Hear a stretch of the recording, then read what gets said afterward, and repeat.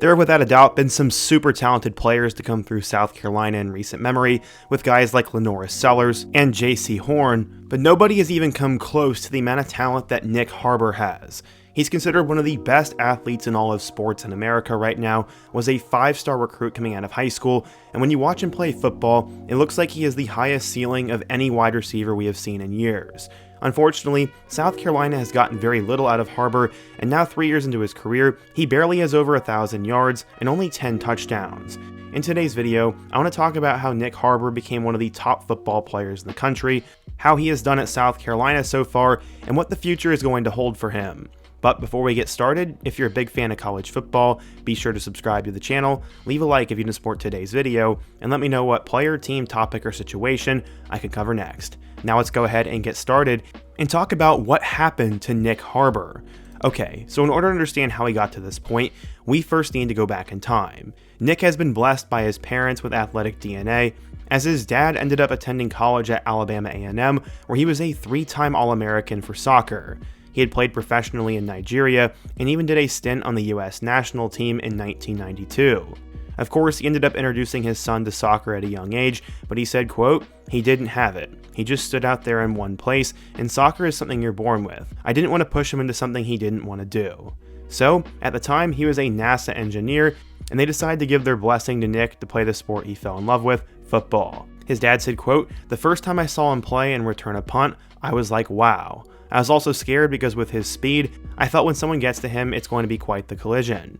I can't stand in one place when he's playing, and I'm always on the side praying." Harbor figures he was 8 years old when he first took notice of his own athleticism, namely that he was just faster than everybody else. After he hit a growth spurt in 8th grade, he went from 5'8" to 6'2", and that ensured that he'd be taller than everybody else out there. He also had another talent, which was track and field. Harbor credits his first track coach, Pam Crockett, as the person who first identified his potential at 10 years old. This was the same time that the head coach at Archbishop Carroll also saw him run. He said, quote, "He was already head and shoulders above the other 10-year-olds. Yes, he was raw, but once that rawness was worked into technique, you knew he was going to be something extremely special. He was bigger than Randy Moss and had speed that nearly rivaled the NFL's fastest runner, Tyreek Hill. There was no question that Harbor had the potential to be a megastar. The big question, though, was would he play edge rusher or tight end? Or would he just decide to sprint and track? Well, the world was definitely waiting. A couple years ago, a video of Harbor ended up going viral as he ran a 10.32 to win the 100-meter high school race in Myrtle Beach. It wasn't just Harbor's speed that had viewers watching the video on repeat, it was his size compared to the other runner that he edged out for the win.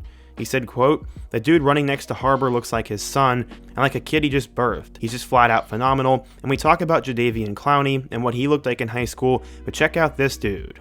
Harbor ended up choosing to go to Archbishop Carroll High School, which is located in Washington, D.C., and it boasts a long list of notable alumni. But before Harbor arrived, the school hadn't won a football title since 1988. Harbor said, quote, "When I came to Carroll in 9th grade, it was my goal to bring Carroll some football championships, and we did that." As a junior, Nyck had 16 catches for 290 yards and 5 touchdowns, and he ended up playing tight end. On defense, he made 44 tackles, including 17 sacks and 6 forced fumbles, and his coach vividly remembers a play that he made during his junior season when he hit a quarterback, snatched the ball from his hands, and then advanced the ball for a touchdown. His coach said, quote, "He's actually done that a few times, and he knows he has the ability to take a game over at any point." On February 1st, Harbor became the most sought-after player in the country, and he announced his finalist of Maryland, Michigan, and South Carolina.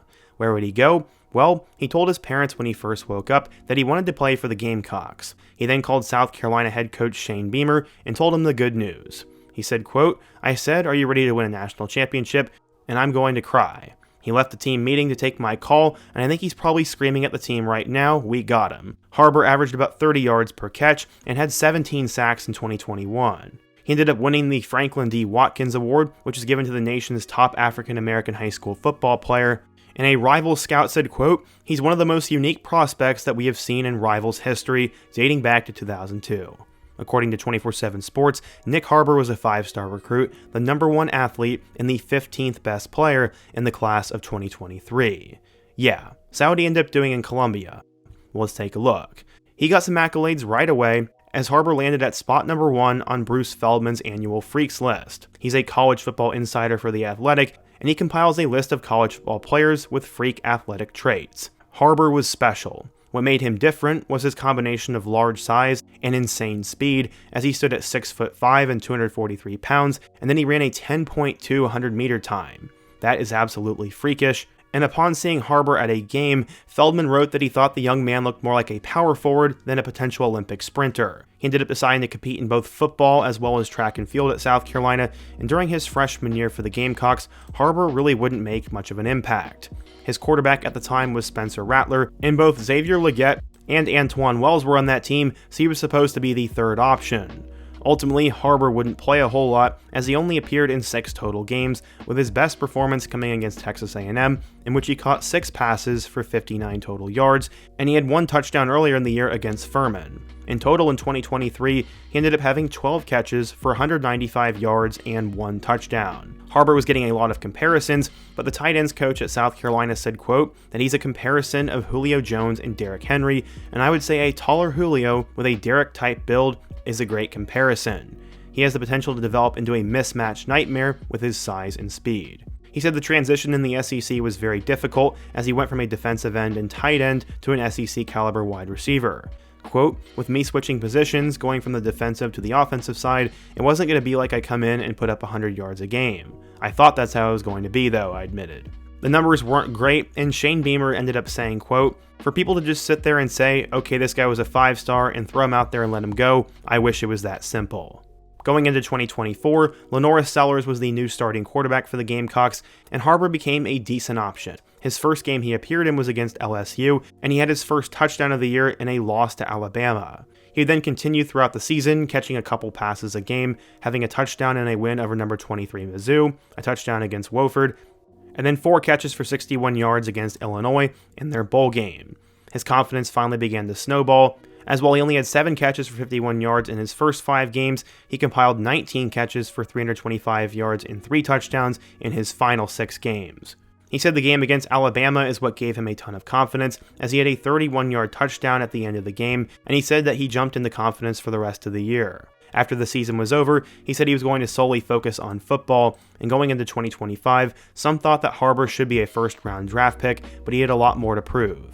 So far in 2025, Harbor has been decent, but South Carolina has still wasted his talent. In their first game against Virginia Tech, he caught 3 passes for 99 yards and a touchdown. He had 66 yards against Vanderbilt, and then he hit a bit of a dull before exploding the last 5 games of the season. He ended up catching touchdown passes in the last 5 games of the year, 1 against Oklahoma, 1 against Bama, 1 against Ole Miss, 1 against A&M, and then 1 against Clemson. Harbor finally had the best 2 games of his career, as against A&M he went for over 100 yards, and then against Clemson he had 6 catches for 115 yards and a touchdown. Harbor in total caught 30 passes for 618 yards and 6 touchdowns, and now he has a decision to make. Through 3 years at South Carolina, he has a grand total of 68 catches for 1,189 yards and 10 touchdowns. Not bad numbers, but for a guy like him, he's been a bit underwhelming. He's turned it on at the right time, and because of that, I think he'll end up going off to the 2026 NFL Draft. I personally think that is definitely going to happen, as according to NFL Mock Database, Harbor is currently projected the number 88 overall pick and a 3rd round prospect.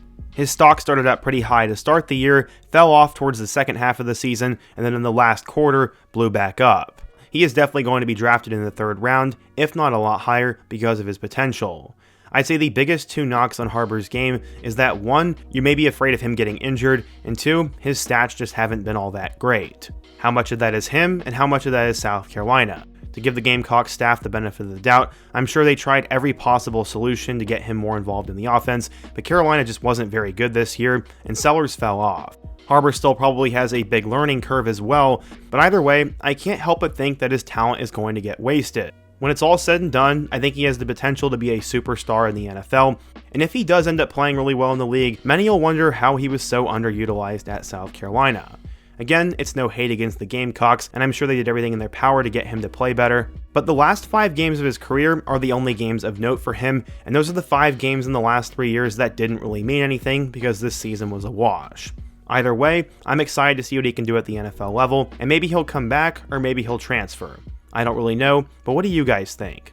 What do you think of Nyck Harbor and his potential? Do you think he was wasted at South Carolina? And what other big athletes should I take a look at in my next video? Be sure to let me know down below, leave a like if you want to support today's video, subscribe if you're new, and check out some of the videos on the end screen. Hope to see you guys again soon, but until next time, peace.